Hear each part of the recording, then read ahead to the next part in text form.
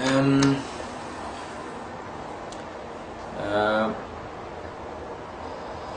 I like to explain my advice. That is very important to have compassion and wisdom. Without any balancing compassion and wisdom, then they're not going to be realized. So very important to attain enlightenment realization, to train compassion. And compassion has a many levels of compassion. I'm talking about compassion that compassion without any object. So it's very important to know, they have to learn, and they have some compassion that to be rich.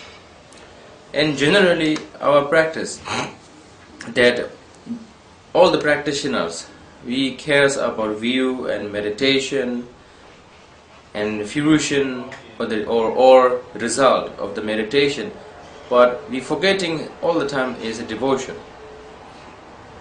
Many people ask me the question saying, what does mean devotion? Can I, when I am one day my own, how to say, experience, of course, experience means not high realization experience, but what I'm saying is experience through my very important root teachers.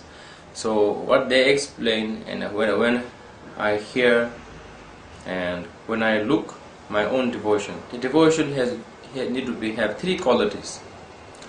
First, very important to have called certainty. Certainty means no doubt. For example, like when you hear these teachings, then you investigate. When you investigate, you do not have any doubt in that teachings. And when you practice, you do not have any doubt to do this practice. And who taught the teacher? The teacher shouldn't have any doubt. So that without doubt in gaining certainty through teachings is very important. Second is pure perception. Pure perception means when you receive the teachings, I like this kind of advice is particular, they really want to be practiced well, they really want to be realized. And when you go through the realization, sometimes you feel like you're stuck somewhere that you never, how to say, having a good result or improving. At that time you lack of devotion. Whatever meditation and practice, for example like a shamatha or vipassana, very important to supplicate of a Buddha and Bodhisattva and Arahants. In Vajrayana teachings, it's very, very important to have devotion with pure perception. Pure perception means when you see your human teacher, when you receive like a human, you're not going to gain blessings, completion blessings from Buddha and enlightened ones, because you just perceiving, you are the perceiver. You perceiving what you perceive is you perceive like a human. So that means your devotion is not pure and not completely pure. So that's why how much your devotion is much purer, and then your perceiver become much purer. So the perception of the teacher become a more pure like a dharmakaya. Then your achievement or your realization is going to be great perfection way of meditation. Then number third, I like to say, when you do devotion, very important to know is kindness. For example, when I am very young, when I grow through, how to say, age from 1, so I only know crying and eating, and I only know toilet. Only that three things is my quality. But when my parents' kindness, and slowly by slowly, the day by day, I'm learning to talk, learning to walk, and slowly by slowly, then I'm getting teachings. But the enlightenment teachings, I went through like a small, like a baby, and intend to have some devotion is what does it mean devotion? How to practice devotion? What does it mean compassion? It's all to know this knowledge, the wisdom I received from my kind teacher. Without that kind of teachings, I'm not going to be realization, or I cannot be a good practitioner, I cannot be a good human being.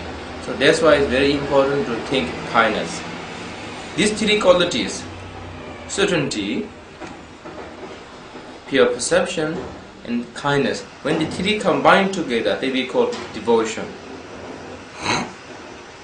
And number third, I want to tell any good meditator, specific in Bodhisattva and emptiness meditation, in Vipassana, emptiness Vipassana meditator, or Mahamudra meditator, or great perfection meditator. Anyone they really want to meditate and want to have result, very important to know what is mean it really concern. Because when lots of them we do meditate, sometimes we do meditation and we say, oh yes, now I'm gaining very blissful, so I think I'm very special for now. So that is, you are not far from the eight worldly concern. Exactly that way, I do meditate for 3 years and people are going to respect me like a Bodhisattva. So that's why I need to do a retreat. And I need to give some good teachings, because people are going to say, oh, good name about, fame about myself. So all this kind of eight worldly concern is very, very important.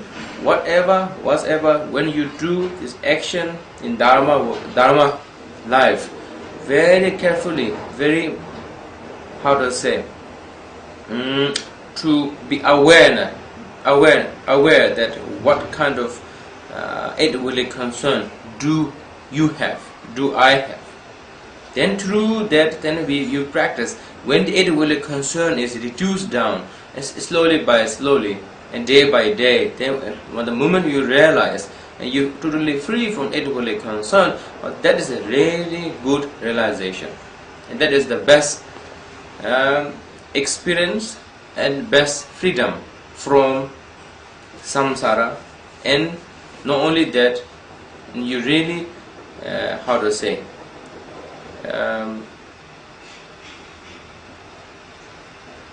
good meditator.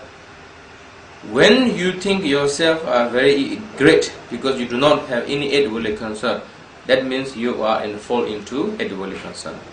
So you don't think to hold any kind of eight worldly concern, fame, respect, name, happiness, joy, and worldly things. It's not that important. So very, very important to today. My message from my heart is saying compassion and wisdom should be very equal to meditate, and same thing, same way, you really want to complete your meditation, and very important to have devotion. The devotion has the three qualities: your perception, certainty, and kindness. Then I like to say is last one is eight worldly concern. It's very important to know yourself and practice, and to decrease and abandon. Thank you. Oh yeah.